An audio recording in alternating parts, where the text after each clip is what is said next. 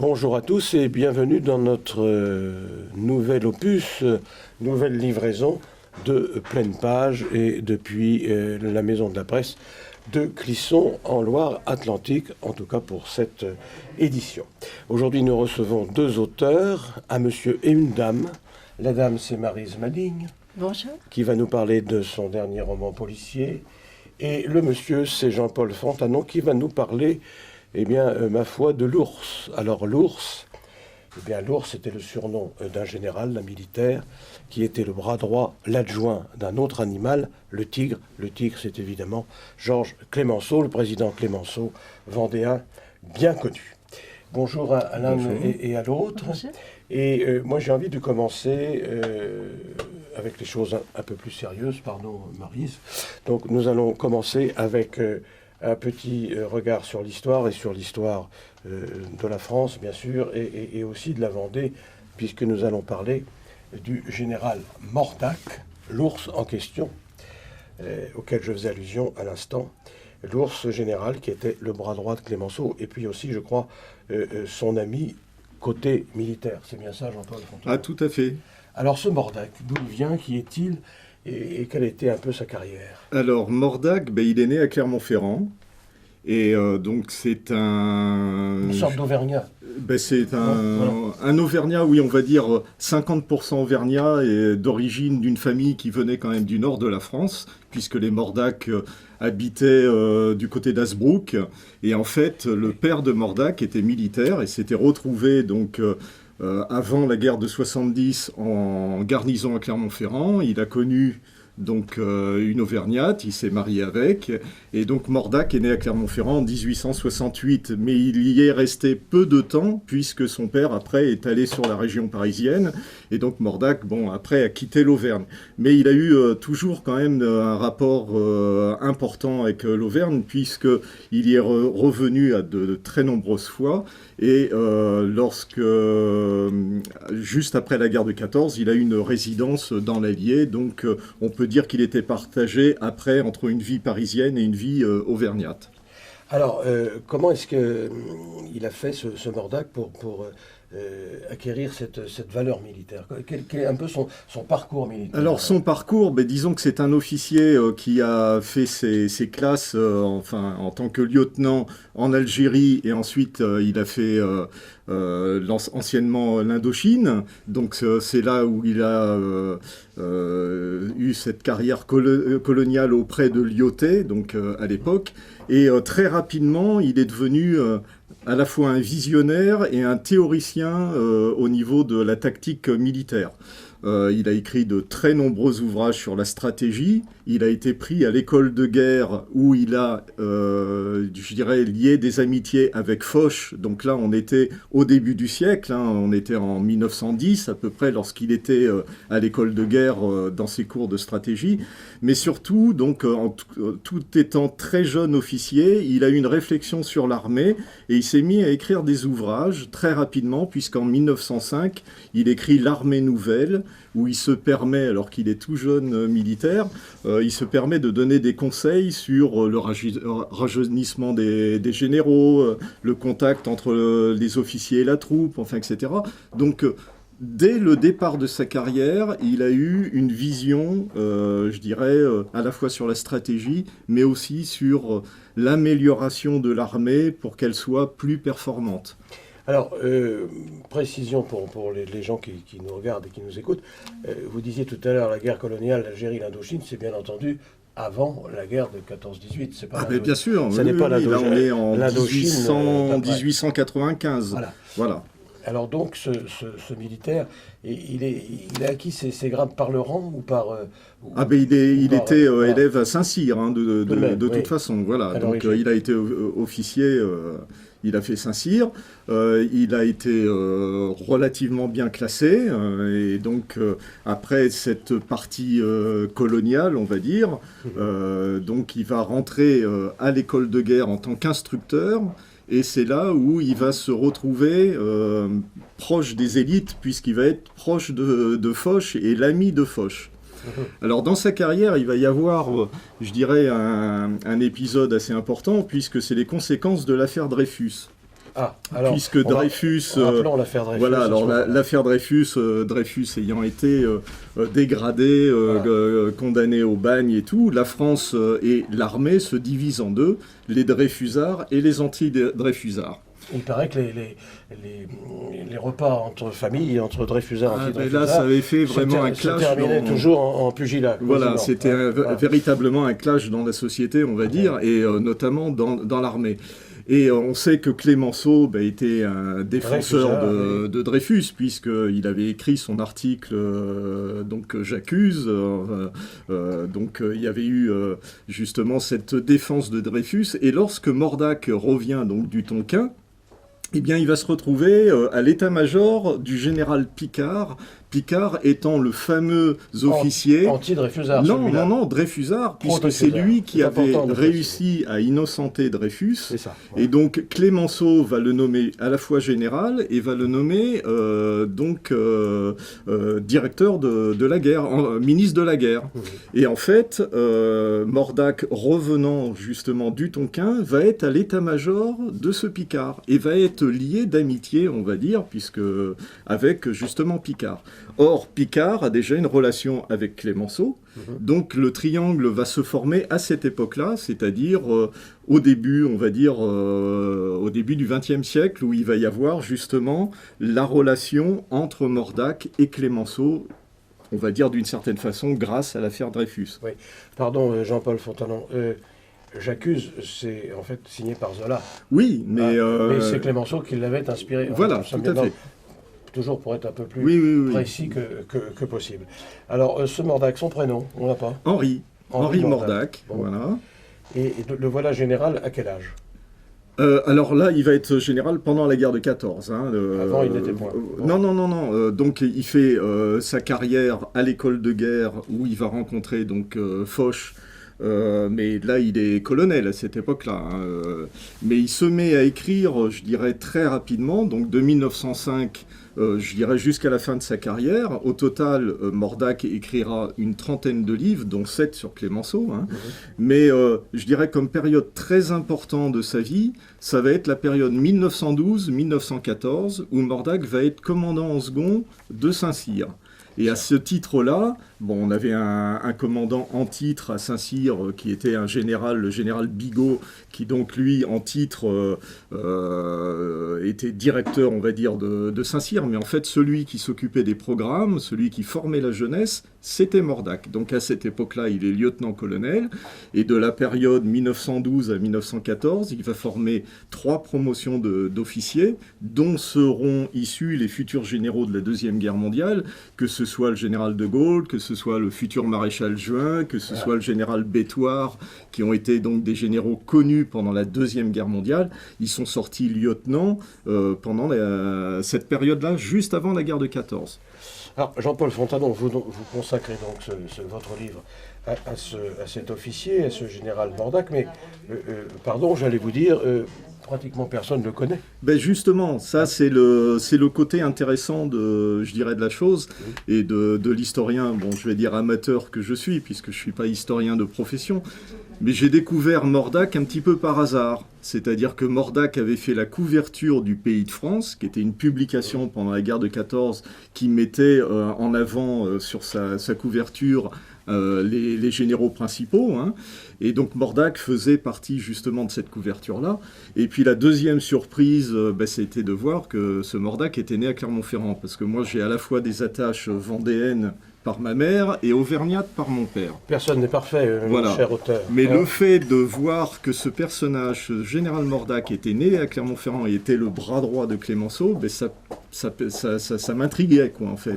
Et plus je me suis intéressé en recherchant des documents sur son compte, plus je me suis rendu compte que Mordac était vraiment au tout premier point des décisions militaires, à la fois en tant qu'ami de Clémenceau, mais aussi son conseiller, puisqu'il était chef de cabinet militaire de Clémenceau de novembre 17 à la fin de la guerre. Alors, comment est née cette rencontre, cette amitié cette confiance entre le président Clémenceau et ce mystérieux ou inconnu général Mordac. Elle est née, comme je disais tout à l'heure, de cette période suite à l'affaire Dreyfus, donc, où Clémenceau a eu déjà des contacts avec Mordac. Et puis, elle est née justement parce que Mordac avait écrit plusieurs livres sur la stratégie ou sur les opérations militaires, et que Clémenceau voyait à travers ce Mordac un officier de grande valeur, de grande confiance, et qui pouvait l'épauler dans les décisions justement que Clémenceau avait à prendre. Alors vous disiez tout à l'heure que Mordac a été ami, j'ai bien compris, à un moment donné du maréchal Foch, qui n'était pas encore maréchal. Et pourtant Clémenceau et Foch, les relations étaient, moins qu'on puisse dire, distendues. Oui, elles se sont dégradées, je dirais, sur la fin de la guerre de 14. Mais j'apporte un petit peu dans ce livre certaines pistes, notamment en mars 1918, si Foch a été désigné au commandement en chef, par rapport à Pétain, au général Pétain, c'est un peu grâce à l'influence de Mordac sur Clémenceau. Voilà. Bon. Et donc il y a des points comme ça où on a par exemple dans le livre un brouillon que Mordac a écrit pour que Clémenceau recopie les directives, on va dire militaires, et les conseils de Mordac. Donc c'est Mordac d'une certaine façon qui donnait des instructions militaires à Clémenceau, qui bien sûr en tant que ministre de la guerre et président du Conseil avait la décision finale, mais Clémenceau basait sur les conseils de Mordac. Bien.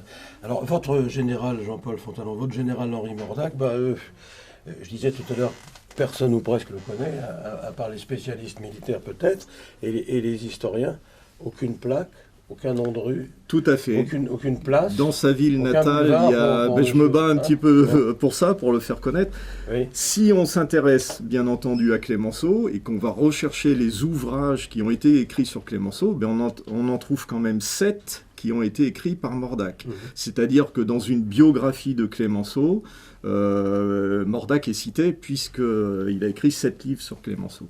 Donc là, de ce point de vue-là, il est quand même relativement connu. Bon, maintenant, il faut absolument le faire connaître parce qu'il a eu un rôle déterminant dans l'histoire et surtout, je dirais, dans la période des années 30, où il s'est battu pour justement essayer d'ouvrir les yeux des Français sur la montée du nazisme, la montée des idées nationalistes allemandes et le danger d'un deuxième conflit.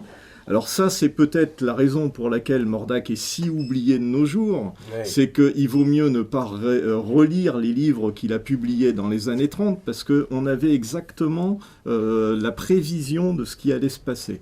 Alors là, c'est mon point de vue personnel, parce qu'il a quand même été édité chez Plon, chez Berger-Levrault, dans toutes les maisons d'édition importantes. Comme je disais tout à l'heure, il a écrit 30 livres, donc il suffit d'aller rechercher chez les bouquinistes les livres anciens et de les lire. Et là, on se rend compte que c'était un visionnaire et que c'était quelqu'un qui avait, d'un point de vue politique, le bon jugement sur ce qui se passait dans l'Europe de l'après-guerre. Oui, des années 30 en quelque sorte. Tout à fait. Et de l'arrivée de ce que vous disiez tout à l'heure, c'est-à-dire du national-socialisme. Mais exactement, oui. Très bien. Et donc, alors Henri Mordac, est-ce qu'il a eu la Légion d'honneur? Vous savez ça? Il est grand croix de la Légion d'honneur. Oui, tout de même. Non, oui. Là vous avez à la fin du livre un portrait de lui. Ça, c'est en 1938. Mordac, alors à cet âge-là, il est âgé de 75 ans, mais il est grand cordon de la Légion d'honneur. Donc, il était arrivé au maximum de ce qu'on pouvait avoir dans l'ordre de la Légion d'honneur. Par contre, si on prend la liste de ses décorations étrangères, c'est pareil. Il a les plus hautes distinctions américaines, anglaises, etc. Je vous posais la question parce que je suis parfaitement ignorant des décorations de ce général Mordac. Je pensais que d'habitude, la Légion d'honneur était réservée aux navigateurs ou aux chanteurs. Peut-être de nos jours, mais à l'époque, elles étaient réellement méritées, on va dire. Bien, alors voilà donc une question qui est résolu. Alors je vais vous couper juste pour vous dire que Oui. en novembre 1917, quand Clémenceau fait appel à lui, alors il est commandeur de la Légion d'honneur, donc il a déjà la Légion d'honneur autour du cou, mais chose importante sur la croix de guerre, il y a 5 citations à l'ordre de l'armée, dont 3 blessures de guerre. Donc, je veux dire, ces décorations et ces galons, il les a eus aussi sur le champ de bataille, où à la tête de ces hommes, il a été blessé et gazé également. Ma question ne valait que sur la Légion d'honneur, pas sur la croix de guerre, qui est bien autre chose. Alors, moi je voudrais quand même savoir, pour terminer sur le sujet, donc je disais, tout le monde l'a oublié quand on l'a connu, ce qui est même pas sûr. Et Clémenceau, qui n'était pas très tendre dans ses propos, il n'en a jamais beaucoup parlé, quand même, de Mordac. Ah si, il y a eu quand même quelques lettres, enfin, bon, dans le livre, parce que ce livre, c'est une succession de documents, hein, donc c'est pas une biographie traditionnelle, c'est-à-dire dans le sens où je vais dire Mordac c'est le plus beau, c'est le plus fort. On prend les documents tels qu'ils sont et ils sont classés par ordre chronologique. Il y a des courriers, on a par exemple des lettres de Clémenceau qui terminent ces courriers en s'adressant à Mordac en disant « Sachez mon ami que je vous aimerai toujours ». Bon, quand de la part de Clémenceau de faire ce genre de compliment à quelqu'un, c'est qu'il l'appréciait au plus haut point. Et Mordac fait partie des intimes de Clémenceau qui l'ont accompagné jusqu'à ces derniers jours. Mordac faisait partie des rares de ceux qui sont allés enterrer Clémenceau au cimetière du Colombier. Et c'est Mordac qui d'ailleurs s'occupait de toutes les dispositions testamentaires de Clémenceau. C'était l'exécuteur exactement. Donc c'est celui qui, je dirais, son homme de confiance, à la fois son ami et son homme de confiance. Et il était au Colombier, il était à Mouchamp lors de la cérémonie d'ensevelissement du président Clémenceau. Bien sûr. Il n'y avait pas beaucoup de gens à ce moment-là. Très peu. Il y en a après qui sont venus sur la tombe de Clémenceau, mais à ce moment-là, il n'y en avait pas beaucoup. Merci Jean-Paul Fontanon, je rappelle votre livre, c'est très intéressant. Mordac, donc l'ours dans l'ombre du tigre. Oui, juste pourquoi l'ours, c'était son surnom? Son surnom, c'est un surnom qu'il avait dans cette période où il était commandant en second de Saint-Cyr.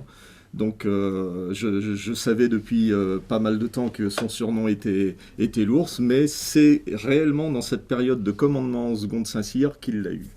Un fauve avec un plantigrade. Tout à fait, voilà. Remarquable. Merci Jean-Paul Fontanon. Je rappelle que vous avez sorti votre livre aux éditions, je ne sais plus. J'édite le livre Mordac. Très bien. Merci beaucoup. Maryse, à nous deux. Pardon de cette conversation était un peu masculine, puisqu'elle tournait autour de militaires, et qu'en général, les militaires, encore pour l'instant, sont plutôt masculin que féminin. Il y a quelques dames dans l'armée, mais mais c'est très instructif. C'est très instructif. Alors, vous, Maryse Malling, Destin en torche, voilà votre livre, aux éditions Hervé, c'est un thriller. Oui. On peut dire que c'est un polar. Tout à fait. Alors, moi, je suis un petit peu intrigué par votre polar, parce que l'héroïne, c'est une dame. Oui. Qui n'est pas triste, faut reconnaître. Qui tue comme ça assez facilement.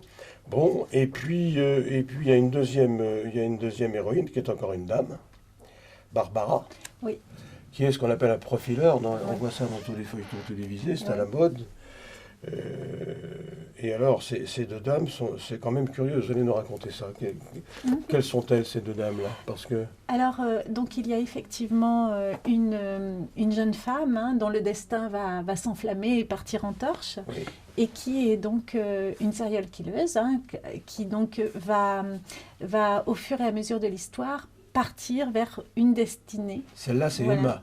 Donc celle-là, c'est Emma. Comme Madame Bovary. Voilà, et parallèlement à elle, il y a une profileuse qui va donc partir, partir dans une véritable traque et qui va vraiment se perdre elle-même. Ce que j'ai voulu essayer de montrer, c'est un petit peu la dangerosité qu'il y a à s'approcher d'un peu trop près de certaines personnes. Et il y a une sorte de mimétisme qui s'opère entre la profileuse et donc la tueuse en série, et à tel point qu'il y a une sorte de glissement qui s'opère, une sorte de glissement mental qui s'opère entre ces deux personnes. La profileuse, on arrive à se perdre elle-même. Hein. Oui, j'allais vous dire, pardon de vous interrompre, j'allais vous dire, il se trouve que, pour faire court, la bonne, c'est la profileuse, et la méchante, c'est la tueuse. Hein. Oui, en fait. Et c'est la bonne qui va plutôt du côté de... En fait, c'est qu'il n'y a pas de... c'est pas tellement en termes de bon et mauvais, c'est en termes de... Non, du risque qui pour faire court. Voilà, c'est en termes du risque qui peut s'opérer et du glissement. C'est-à-dire, on a tous une part de sombre, hein, on a tous un petit peu cette part sombre et pas qui moi, peut, pas moi. à part vous, mais qui peut être, on peut tous être entraînés par moments dans les turbulences d'autres personnes. Et en ce qui me concerne, donc moi, dans mon travail, hein, je suis formatrice auprès d'éducateurs spécialisés. Ce qui m'intéresse, ce sont les psychopathologies. Je suis aussi chercheuse en psychopathologie. Alors, c'est quoi la psychopathologie? C'est l'étude, des pathologies.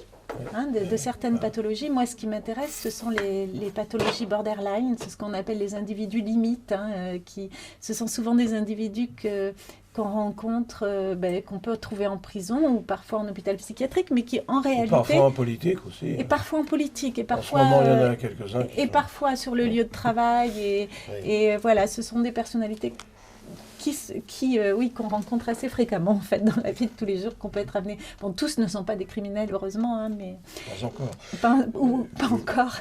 Et en fait, les éducateurs spécialisés, moi-même je suis au départ éducatrice spécialisée, mais aussi les policiers, mais également toutes les personnes, mais également les médecins. Peuvent être amenés à rencontrer certaines pathologies avec lesquelles des frontières mal établies peuvent autoriser certains glissements. Et il faut faire très attention en fait. La rencontre avec l'autre, avec l'être humain, l'autre, est pas toujours... peut s'avérer parfois dangereuse pour notre propre psychisme. Et c'est un petit peu là-dessus que je travaille dans les polars. Hein. Et vous avez, j'allais vous dire, vous allez choisir le genre policier pour exprimer tout ça. Est-ce que vous pensez que ça passe mieux comme ça, non? Disons que on peut écrire des articles scientifiques, ça c'est intéressant, mais c'est très scientifique. À part les gens qui sont assez spécialisés en ce domaine, ou des étudiants, et encore même les étudiants, j'en suis pas sûre. Enfin, à part vraiment des gens, les chercheurs eux-mêmes, pour la plupart des gens, ça ne représente pas un intérêt notoire. Alors que les romans policiers, les thrillers psychologiques, c'est ouvert au plus grand nombre. Et en plus, ça fait plaisir à l'auteur. Et ça permet d'échanger, de discuter avec des gens. Et aussi de parler, et d'en profiter pour parler de la recherche. Puisque moi, je travaille essentiellement sur la posture éducative et thérapeutique des éducateurs auprès de ces personnalités-là. On parle toujours, dans les médias, on parle toujours des médecins psychiatres, ce qui est très intéressant. Je veux dire, de laisser la parole aux médecins psychiatres, c'est très intéressant. Mais jamais on parle des gens de terrain. Et jamais on parle des personnes qui, au quotidien, travaillent avec ces personnes dans les prisons, comme les gardiens de prison. Par exemple, moi, je vais faire une intervention assez prochainement au service d'investigation pénitentiaire. Ce sont des gens qui travaillent au quotidien avec ces personnalités, mais aussi les éducateurs spécialisés, qui ont beaucoup de mérite et qui font un métier quand même pas facile. Et donc, c'est aussi l'occasion de parler de ces gens-là, des petites mains qui travaillent au quotidien. Alors, d'où ça vient que votre héroïne, la première, la tueuse, je parle d'Emma, pas la profileuse, d'où ça vient qu'elle, comme ça, elle se met à tuer, elle trouve un copain, un compagnon, elle le tue, un routier, un truc comme ça, enfin, il y a un truc comme ça. Ça vient qu'elle va arriver à sa majorité, qu'elle a été élevée donc, auprès d'un père tout à fait particulier, qu'elle n'a jamais été vraiment scolarisée, puisque c'était un peu une enfant cachée, et qu'elle a, par contre, elle avait le droit de lire, pas n'importe quoi, mais elle avait le droit de lire, et donc elle elle a eu une vie comme ça, elle a rêvé sa vie, et elle a été éduquée en grande partie par les livres, et donc une adaptation en surface. Non, c'est plutôt bien d'être éduquée par les livres. Alors c'est plutôt bien, sauf qu'il y a une part... la culture de soi-même, c'est important. Oui, sauf qu'il y a une part de surface. Il y a des choses qui ne sont pas intégrées quand on n'apprend que sa vie par les livres. Il y a des choses que l'on apprend, que l'on enregistre, mais qui ne s'imprègnent pas. Vous voyez, vous n'êtes pas imprégné des choses. C'est pas les livres qui vont vous apprendre l'amour, c'est pas les livres... Ils vont vous parler d'amour, mais ils vont pas vous apprendre l'amour. Donc elle a un peu cette vision des choses, elle sait les choses, mais en surface. Voilà. Et ça, c'est propre aux pathologies borderline. Elle sait les choses, mais les choses ne sont pas intégrées. Et alors, à sa majorité, elle va partir découvrir le monde. Et dès lors, ça va être la confrontation entre sa personnalité et le monde réel. Sauf que pour elle, le monde réel, les gens, les choses, les gens sont des choses. Les êtres sont des choses. Donc, elle va les utiliser comme des choses. Mais quand même, elle a un objectif. Oui, et tout de même, cette tueuse, votre héroïne, Emma, elle a tout de même un caractère beaucoup plus fort que celui de la profileuse qu'elle va rencontrer. On le sent bien dans votre livre. C'est elle qui est la plus forte, quoi. Il n'y a pas de problème intellectuellement. Oui, en fait, la profileuse, elle est quand même pas tout à fait nette. Non plus. Et donc, elle a soif souvent, elle boit beaucoup. Elle boit beaucoup oui, et espère c'est parce à la qu'elle fois... a soif, tout simplement. Oui, en fait, elle s'approche un peu trop près du feu. Et en fait, on se rend bien compte que par la recherche de... En fait, elle traque une criminelle, mais avant tout, c'est elle-même qu'elle cherche. Elle cherche des réponses pour elle-même, ce qui est très souvent le cas quand on travaille avec des personnes difficiles. Hein. Je veux dire, ce qu'on cherche quand même, c'est des réponses pour nous-mêmes. Moi, je ne crois pas du tout à l'homme, à ce que l'être humain soit bienveillant, totalement dans la lumière. Moi, je crois que l'être humain, il cherche avant tout des réponses pour lui-même. Vous n'êtes pas comme Jean-Jacques Rousseau. Non, voilà, exactement. Moi, je ne pense pas que l'homme naisse naturellement bon. Oui, je pense qu'il y a une haine primitive qui préexiste et que l'être humain, il cherche avant tout des réponses pour lui-même. Et donc là, c'est justement le cas de la profileuse et qui ne fait pas attention, qui alors oublie toutes les règles de prudence et qui va, à force de vouloir chercher des réponses par elle-même, se noie à la fois dans l'alcool et dans son propre psychisme. Oui. Vous savez, moi, je connais un juge qui est fasciné par les truands. Oui. Je ne donnerai pas son nom, parce que ça n'a pas d'intérêt. Mais c'est un peu ça, en fait. Hein. Oui. Et comment se fait-il qu'à chaque fois, le caractère dominant, c'est le plus méchant? Oui. En fait, là c'est la tueuse qui a le caractère dominant sur la profileuse. Le juge dont vous parlez a probablement des réponses à vous donner quand même.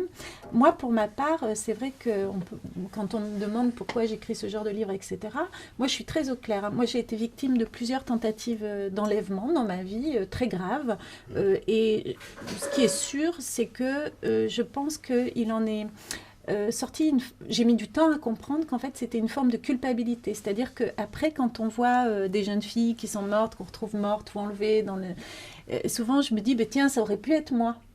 Et c'est vrai que du coup cette culpabilité fait elle est assez déterminante pour le choix professionnel qu'on fait par la suite. Et moi, je pense vraiment que c'est la culpabilité qui m'a poussée quand même en grande partie à travailler avec ces personnes-là, à devenir enseignante en psychopathologie, à être dans cette recherche-là, etc. Ça, moi, je suis totalement au clair là-dessus. Et c'est pas grave. Enfin, je veux dire, voilà, chacun trouve un sens. C'est une forme de résilience, en quelque sorte. Hein. Chacun trouve le sens qu'il veut aux choses. Mais on est tous déterminés par notre histoire familiale, on est tous un petit peu conditionnés. Je suis sûre que si on demande à Monsieur Fontanon pourquoi il s'intéresse à l'histoire, et pourquoi il s'intéresse si profondément à l'histoire, il y a des raisons à ton histoire familiale que moi, personnellement, je connais, mais qui sont très intéressantes d'ailleurs. Et donc, on a tous des raisons. Hein. C'est jamais totalement anodin. On ne devient pas juge par hasard, on ne devient pas policier par hasard, on ne devient pas éducateur par hasard. Il y a vraiment des choses qui sont assez déterminants pour nous. Puisque c'est l'actualité, est-ce qu'on devient président de la République par hasard? Non, c'est un joke. Mais... Ouais, après, au niveau de la politique, ce qu'il y a, c'est que moi, c'est des choses qui m'interrogent beaucoup parce que là, on rentre dans des choses très stratégiques et très réfléchies. C'est-à-dire que c'est des questions de contre-pouvoir, pour qui on doit voter. Est-ce que si je vote pour celui-ci, ça va favoriser tel autre parti? Est-ce que si je vote par celui-ci... Vous voyez, moi, je pense que la politique, c'est envisagé de façon extrêmement globale et que là, on rentre dans des mécanismes de pouvoir, de contre-pouvoir, etc., qui sont pas ma tasse de thé au quotidien. Donc je fais pas de politique spécialement. On avait compris. Alors, Destin en torche, je présente votre livre de Maryse Malling aux éditions Hervé. Hervé Édition, hein. C'est Hervé, A-I-R-V-E-Y. Oui, c'est marqué en toutes lettres là. Hervé Édition, et non pas les éditions Hervé. Ouais, un peu sur Internet. Voilà la profileuse qui ressort. Hein, voilà, très bien. Et je rappelle donc pour notre second invité, Jean-Paul Fontanon-Mordac, donc l'adjoint et l'ami de Georges Clemenceau, côté militaire. Et puisque nous en sommes aux dernières parutions, je vous propose de Jean Daillon, La malédiction de la Galigaï, c'est un roman historique. Ça, c'est chez Flammarion. Le voici. Pour les amateurs de romans. Vous aimez les romans historiques, l'un et l'autre? Ah oui. Ouais, pas de problème. Voilà. Ensuite, toujours un polar, ça va peut-être vous plaire, Maryse. Chez Actes Sud, de Lotte et Soren Hammer, Le prix à payer. Vous savez, Actes Sud, c'est l'éditeur de Millennium, oui, par exemple. Ouais. Hein, voilà. Donc, Nicolas Le Floch, alors, le prix Ouest de Jean-François Parot, qui était, comme vous d'ailleurs, au printemps du livre de Montaigu, L'enquête russe.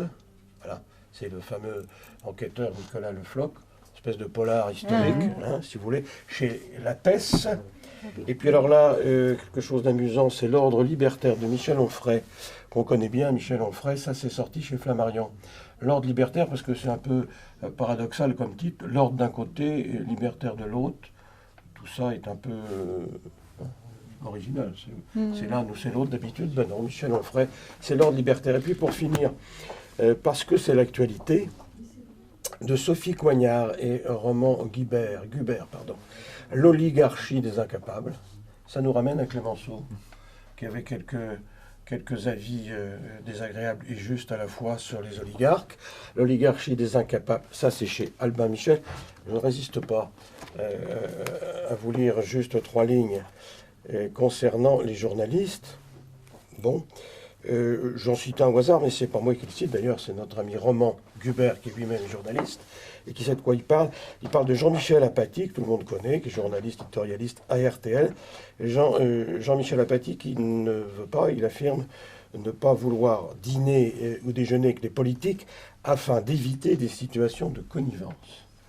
Mais il a été invité, nous disent les auteurs, aux journées d'Isleland. Vous savez que cette année, Disneyland. Donc il a été invité, il y est allé là. Alors je ne sais pas s'il a dîné ou déjeuné, il n'a peut-être pas fait ça. Et nous disent les auteurs, Apathy préfère à l'évidence faire des tours de manège gratuits avec le chargé de communication du président de la République plutôt que de dîner avec les politiques, qu'ils soient du côté du président de la République ou de son concurrent. Voilà, cette émission pleine page est terminée pour ce mois. Merci Maryse. Merci beaucoup. Merci. De votre à très bientôt. invitation. Merci, au revoir.